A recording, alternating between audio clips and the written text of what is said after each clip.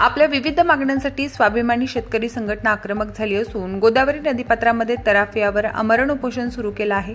स्वाभिमानी शेतकरी संघटनेचे अध्यक्ष किशोर ढगे आणि त्यांच्या सहकाऱ्यांनी हे उपोषण सुरू केलं असून प्रशासनाचा निषेध करण्यात आला आहे। या अगोदर गोदावरी नदीपात्रामध्ये जलसमाधी आंदोलन करत शेतकऱ्यांच्या काही मागण्या प्रशासनाकडे मांडण्यात आल्या होत्या।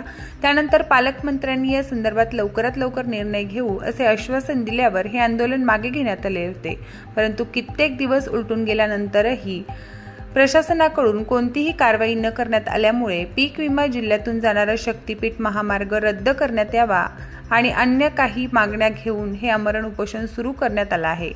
आज स्वाभिमानी शेतकरी संघटनेकडून सकाळी 9 वाजल्यापासून गोदा माईच्या पात्रामध्ये आम्ही आमरण उपोषणाला बसलेलो आहोत। हे तोडका मोडका तापा घेऊन याच्यावर जीव आम्ही डावावर लावलेला आहे। आमच्या सोबतच्या बऱ्याच शेतकऱ्यांना पोरांना पोहता येत नाही। इथं 70 फूट पात्र खोल आहे तरी सुद्धा आम्ही बसलो, कारण 18 जानेवारीला जे आंदोलन झालं तिथं आमच्या पालकमंत्र्यांनी शब्द दिलता की 99 कोटी जे राज्य सरकारकडे पीक विम्याची सबसिडी बाकी आहे ती आम्ही अजितदादाला बोलून वर्ग करायला लावू कंपनीच्या खात्यावर आणि कंपनी दुसऱ्या घंट्यात शेतकऱ्यांच्या खात्यात पैसे टाकल, परंतु पालकमंत्र्यांनी दिलेला शब्द पाळला नाही।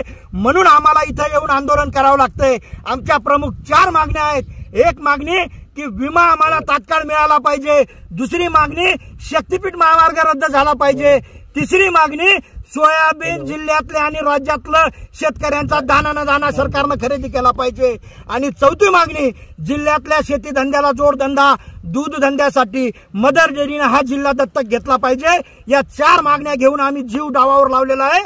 आमचं सरकारला विनंती आहे, अजितदादांना विनंती आहे, दादा आमच्या सबसिडीच्या चेकवर सही करा। दादा तुम्ही परतूरला आणि मंठ्याला कार्यकर्त्यांचा प्रवेश घ्यायला आलतात, तिथं लाडक्या बहिणीला शब्द दिला 3500 कोटीच्या चेकवर सही करून आलो आणि तुम्हाला या फेब्रुवारी मध्ये पैसे पडणार आहेत। दादा आमच्या जिल्ह्यामध्ये 1 जानेवारी पासून तर आजपर्यंत 18 शेतकऱ्यांनी आत्महत्या केल्या। दादा आमच्या शेतकऱ्याकडे कधी बघणार आहे दादा तुम्ही?